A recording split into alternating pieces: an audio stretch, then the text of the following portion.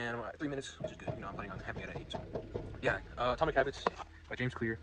I got it on Amazon for 19 bucks, and I gotta say, like, not even on no like bias, like corny, like this book genuinely like changed my life. Changed my life, changed the way I think, and changed the way I go throughout my day.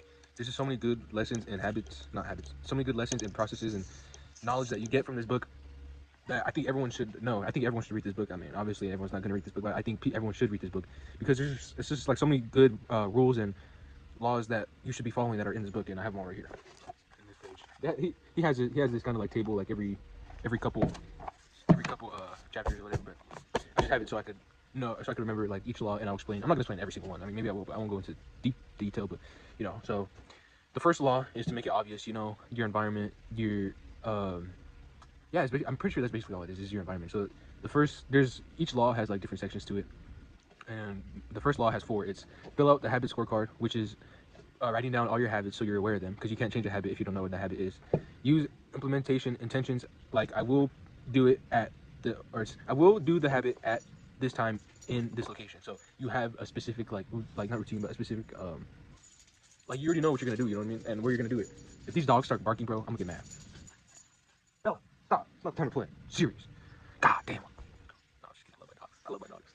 But yeah, and then the next one, use habit stacking after current habit, or as an example, after your habit, I will, new habit. So it's, for example, if I wanted to work out and then after shower, it would be I will shower and then after, or I will work out and then I will shower. So it's like, first you have, um, so like what you want to have down on your paper if you're gonna follow this law is, I will work out at 5 o'clock in my gym, and then the other one is after I work out, I will shower at, you know, like I don't know, 6 in my bathroom. That's what it's saying right now. And then design your environment. Make the cues of good habits obvious and visible, which is just like having, if you're gonna work out, have your gym shoes, have your gym clothes laid out on your bed, or if you're gonna eat healthy, have healthy foods on your counter, and like if you're gonna be productive, have your laptop on the counter, whatever. Make it so the cues are so the environment is, so that the cues are obvious for your good habits. And then moving on to the second law, make it attractive. Use temptation building. Pair an action you want to do with the action you need to do. So it's, instead of going straight to the habit that you need to do, you build anticipation with it by doing something you want to do before. So it's like, because the way the human brain works with habits or things you want to do, most of the dopamine you get from doing things is the build up to it. You know, it's not like, say if I'm gonna go like smoke a cigarette. I don't smoke cigarettes, but it's an example that I can think of right now. If I wanted to smoke a cigarette, I'm thinking I'm getting happy. Like when I pick up the cigarette and I'm about to light it, you know, I'm about to be like, oh yeah, I'm about to smoke a cigarette. But like while I'm smoking the cigarette, I'm still happy, but I'm not as happy as I was before I was smoking. You know what I mean? It's like your dopamine level spikes right before you do it, and then once you're doing the action, it like mellows out. You know, like the peak of your dopamine when you're about to do something is before you do it. So honestly, I don't really understand this. I didn't really get how this works, if I'm being honest. But I mean, I know how it works, but I don't get, like, I don't know if that makes sense. You know, so it's like you do something before you do something you want to do before you do something you need to do. So yeah, that's what it is. And then join culture. You know, join people that are doing the stuff that you want to do.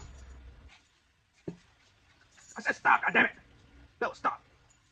No, not playtime, bro. I'm gonna shoot y'all. Yeah. Join, like, if you want to join Be Fit, join a fitness group, whatever. Create a motivation ritual. Do something you enjoy immediately before a difficult habit. So it's like, create motivation ritual. So it's like Lucky Socks, I guess you could say. Like Lucky Socks, like a mantra, I guess, to do something you enjoy immediately before a difficult habit. Honestly, I don't even think I remember reading that, to be honest. And then, all right, moving on to the third law. I'm on a little like bad streak right here, but make it easy is the third law, and this one has 5 parts. So reduce friction, which is decrease the amount of steps it takes to get to your habit. So if you're going to be oh, by the way, this is the good how to create a good habit, and I'll talk about how to create a bad habit right now after I know this. So all these are how to create a good habit, and this next one is going to be how I create a bad habit. This is going to be a little long video. I'm not gonna lie, it might be like a 15-minute video, or I'm gonna cut it down to 1.5, so it's probably gonna be like 12 minutes. But you know, yeah, wait, reduce friction. So if say if you wanted to eat healthy, instead of having all the junk food and all the not nasty, but all the unhealthy food like at the front of the pantry, and then all the unhealthy food, or all the healthy food at the back of the pantry, or you know, same thing with your fridge. Instead of the good thing being like out of the way and out of sight, it should be right in front, like on the counter, like where you can see it, like where it's like the least amount of friction. You know what I mean? Because once you get friction on something, the human brain like wants to do it less. You know what I mean? Like if you're going to go work out and where you work out is like an hour away, you're not gonna want to do it as much as if your gym was like 10 minutes away. You know what I mean? Then prime the environment, prepare your environments to make future actions easier, which means like that's basically just what I said, but it's like see, I'm gonna cut this out, but prime the environment, prepare your environment to make future actions easier. To make future actions easier. All right, so yeah, it's gonna be basically like a lot of the stuff he repeats, but it's just like he goes into a depth of like it's like he starts off at the beginning of the book with like these principles, and then later in the book he breaks down that principle into different parts and he explains it more. And this is basically what's going on here. So prime the environment, prepare your environment to make the future easier. So basically what I said earlier about like having your clothes out on your bed or having the healthy food on the table or whatever. So make it as less prepare your environment. That's honestly like the same thing as the one before that. Preparing your environment to make the future actually easier. I don't know, but it's gonna be yeah like just having stuff out so it's easier to do. Master the decisive moment. Optimize the small choices that deliver outsized impact.